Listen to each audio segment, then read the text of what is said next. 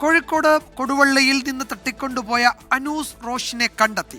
മൈസൂരുവിലെ രഹസ്യ കേന്ദ്രത്തിലായിരുന്നു അനൂസുവിനെ പാർപ്പിച്ചിരുന്നതെന്നും പോലീസിന്റെ പിടിയിലാകുമെന്ന് ഭയന്ന് സംഘം പാലക്കാട്ട് ഇറങ്ങിയെന്നും ഡിവൈഎസ്പി സുഷീർ പറഞ്ഞു.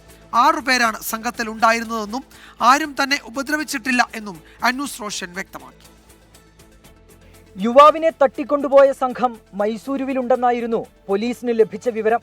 ഇവിടം കേന്ദ്രീകരിച്ച് അന്വേഷണം തുടരുന്നതിനിടെയാണ് മലപ്പുറം മോങ്ങത്ത് വച്ച് അനൂസ് റോഷനെ കണ്ടെത്തിയത്.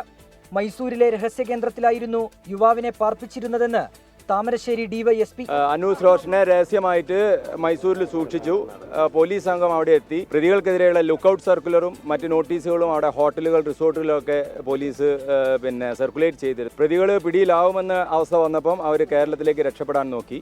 പോലീസിന്റെ സാന്നിധ്യം അറിഞ്ഞു പാലക്കാട് ഇറങ്ങി. തുടർന്ന് വാഹനം കൊണ്ടോട്ടിയിൽ വെച്ച് ഇന്റർഫിയർ ചെയ്തിട്ടാണ് അനൂസ് റോഷനെ ഞങ്ങളിപ്പോൾ മോചിപ്പിച്ചത്. 6 പേരാണ് തട്ടിക്കൊണ്ടുപോയ സംഘത്തിലുണ്ടായിരുന്നതെന്നും ആരും തന്നെ ഉപദ്രവിച്ചിട്ടില്ലെന്നും അനൂസ് റോഷൻ. ഉപദ്രവിച്ചിട്ടൊന്നുമില്ല, പരിചയമില്ലാത്തവരാണ്, അറിയില്ല, ആരെയും അറിയില്ല. 6 പേരുണ്ട്. മകനെ കണ്ടെത്തിയതിൽ സന്തോഷമെന്ന് പിതാവ് റഷീദ് പറഞ്ഞു. വളരെ സന്തോഷം.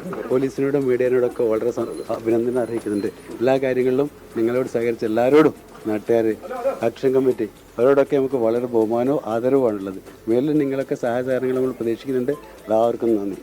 കേസുമായി ബന്ധപ്പെട്ട് 3 പേരാണ് നിലവിൽ പോലീസിന്റെ പിടിയിലായത്. മുഖ്യപ്രതികളെ സഹായിച്ചവരാണിവർ.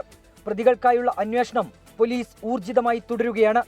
അനൂസ് റോഷന്റെ സഹോദരൻ അജ്മൽ റോഷനുമായി ബന്ധപ്പെട്ട സാമ്പത്തിക ഇടപാട് തന്നെയാണ് തട്ടിക്കൊണ്ടുപോകലിന് പിന്നിലെന്ന നിഗമനത്തിലാണ് പോലീസ്. 24 കോഴിക്കോട്.